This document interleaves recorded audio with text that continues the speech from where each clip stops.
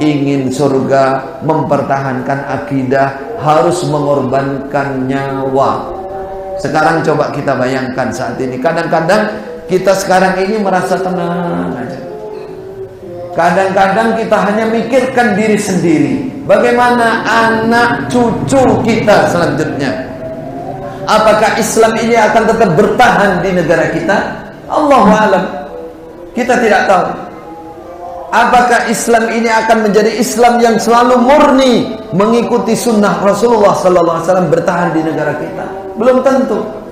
Kalau kita tidak ada usaha mencegah, menjaga, jangan sampai akidah Islam ini tercampuri, maka malapetaka akan datang. Maka malapetaka akan datang. Waliyadzubillah. Kasihan anak turun kita. Maka kita banyaklah belajar tentang akidah, supaya kita tidak salah jalan. Ada lagi sebagai penutup, di antara umat Islam, ini sedikit saya tambahkan, tidak paham, tidak mengerti akidah, sehingga membuat akidah sendiri. Saya contohkan Islam jamaah, nggak jauh-jauh. Bapak Ibu biar mengerti. Karena nggak dipelajarkan akidah, garis besarnya sudah saya sebutkan di depan tadi. Akhirnya punya akidah sendiri, dia punya standarisasi surga neraka sendiri. Apa itu? Ini sebagai contoh saja. Mungkin golongan lain akan ada, dan kita akan mendapati golongan-golongan yang seperti ini. Dia mengatakan tidak bisa masuk surga kecuali dengan berjamaah dengan mereka. Nah ini. Jadi berjamaah, bergolong masuk ke mereka baru bisa masuk surga. Lalu berbaiat kepada imam mereka, berjanji datang kepada imam.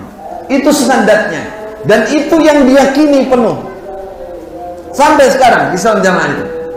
Tanpa itu nggak bisa masuk surga benar mereka. Jadi akidah itu kan berbicara masalah penentu surga neraka seseorang. Sesuatu yang dijadikan standar utama penentu surga neraka seseorang, itu akidah namanya. Karena tidak dipelajari akidah, akhirnya apa yang terjadi? Yang terjadi punya akidah sendiri. Maka hati-hati dengan golongan yang seperti ini. Apa ciri-cirinya? Ciri-cirinya itu yang terbesar adalah mengkultuskan pemimpin, mengkultuskan kiai, mengkultuskan ustadznya, mengkultuskan imamnya. Kalau di Islam jamaah, kultuskan imamnya. Apa yang dimaksud mengkultuskan di sini? Menomorsatukan, menganggap itu penentu. Atau berkembang lagi golongan, mengkultuskan golongan. Ini bahaya. Ini bisa menghancurkan akidah. Jadi di Islam jamaah itu sebagai contoh utama bahwa akidahnya berubah. Mereka kenal dengan rukun Islam, kenal. Rukun iman kenal, walaupun mungkin gak hafal. Yang mereka hafalkan namanya 5 bab saja. 5 bab program mereka keseharian itu hafal. Kalau rukun Islam, rukun iman belum tentu hafal. Padahal itu fondasi akidah kita. Fondasi akidah kita. Sehingga apa? Mereka mensyaratkan rukun Islam itu belum cukup, rukun iman belum cukup. Nggak ada, bahkan tidak ada gunanya kalau tidak berjamaah dengan mereka. Nah, ini parah apa tidak ini?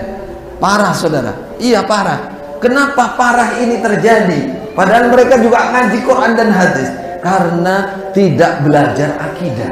Apa itu akidah? Sehingga apa yang terjadi? Mengkafirkan, takfir, mengkafirkan umat Islam selain mereka. Saudara kalau ingin tahu, ya, tantingan, apa tantingan itu? Namanya mereka bahasa Jawa takerwarak. Takerwarak golong orang-orang yang dianggap terpengaruh. Kalimatnya bagaimana? Dari pusat itu, dari keimaman pusat. Tanyakan dia, kamu berani nggak mengkafirkan Muhammadiyah? Kalau nggak berani, kamu nggak benar, sudah bukan jamaah kami, pergi. Kamu berani nggak mengkafirkan NO? Kalau nggak berani, keluar. Berarti kamu sudah bukan golongan kami. Itu takerwaraknya. Apa takerwarak bahasa Indonesianya?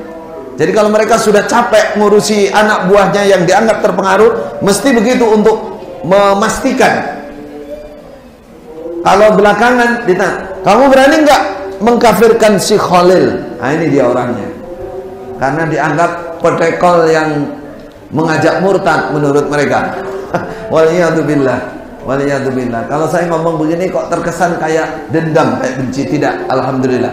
Saya hanya ingin menjelaskan mereka saudara muslim kita, tapi penyimpangan akidahnya luar biasa.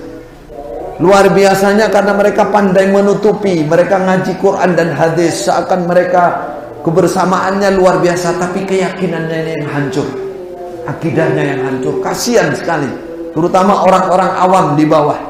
Orang-orang awam di bawah, mereka sudah melihat semua orang yang ada di luar golongan dia kafir, pasti neraka kekal. Ini penyimpangan akidah yang luar biasa, dan ini bid'ah akidah yang termasuk paling pertama dalam Islam. Namanya akidahnya Khawarij, yang sudah muncul dan membunuh Khalifah Utsman.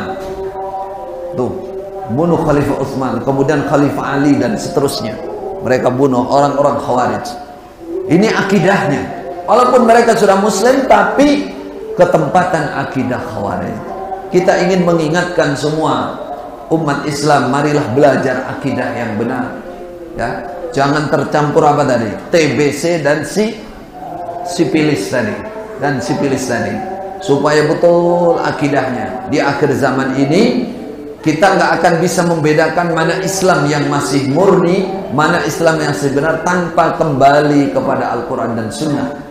Tanpa sungguh-sungguh meneliti akidah yang dilakukan, yang dicontohkan oleh Rasulullah dan para salafus saleh, ulama-ulama terdahulu yang betul-betul memegang akidah yang masih murni, yang masih pasti.